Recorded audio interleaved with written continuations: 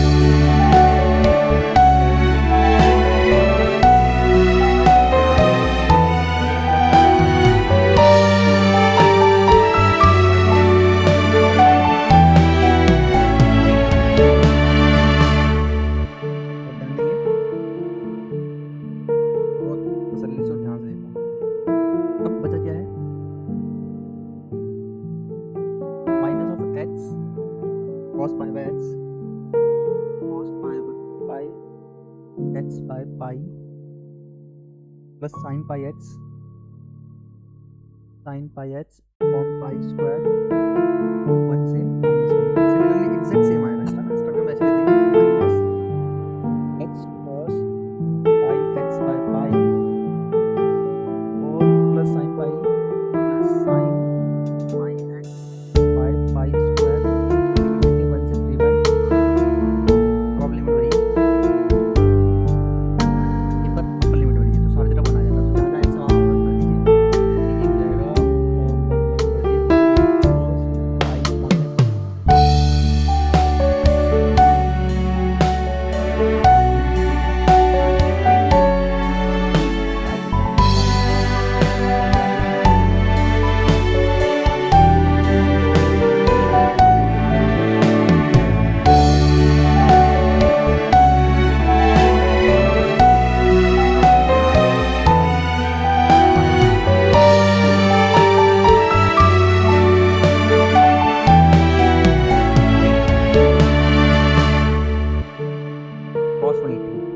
cos 0 जो होता है वही cos 180, cos 0 1 होता है, cos 180 -1 होता है, -1 + 1 1 अपॉन पाई बच जाएगा।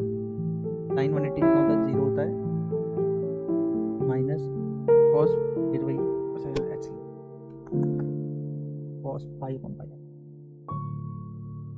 cos pi upon pi. ठीक है, -1 था ना तो +1 रहेगा, प्लस का 1 cos पाई अपॉन में पाई, यहाँ बचेगा -1 बाहर -1 पाई बचेगा, तो ये फिर से क्या बचेगा 0। ठीक है, तो ये 1/पाई, ये प्लस हो जाएगा, तो ये हो जाएगा 2/पाई। ये इसका फाइनल आंसर है। आप इसमें भी same upper limit minus lower limit apply करोगे। ठीक है, अपर लिमिट डाल रहा हूँ मैं, यहाँ पे पहले माइनस दे दीजिए, अपर लिमिट देना है यहाँ पे।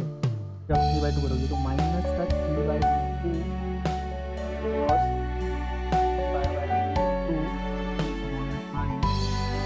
Plus sin pi/2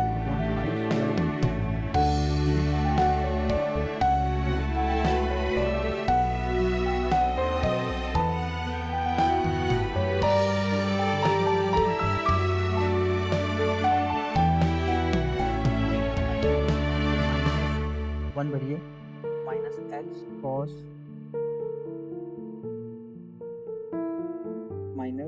cos pi upon में pi plus sine pi upon में पाई स्क्वायर। ठीक है, आपको इसको सॉल्व तो करनी ही है क्योंकि 1 की लिमिट के साथ अभी आपने सॉल्व किया है। 1 की लिमिट के साथ जो आंसर आएगा 1/पाई आएगा। आप इसे सॉल्व कर लीजिए। देखो यहाँ cos 3π/2 ले रहा है, 3π/2 की वैल्यू क्या होती है 0, तो ये पूरी टर्म 0 है। यहाँ से आपको बच जाएगा साइन 3π/2 होता है 1 होता है, तो यहाँ से बच जाएगा 1/पाई स्क्वायर। यहाँ से क्या बच जाएगा 1/sin 3π/2 है ना, 10 0 0 91 180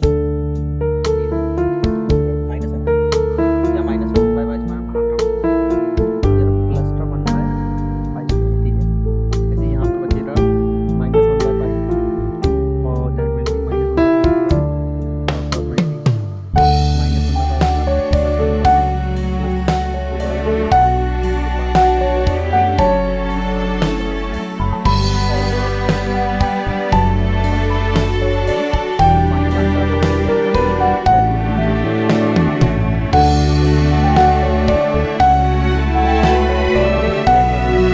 निपटा दिया है।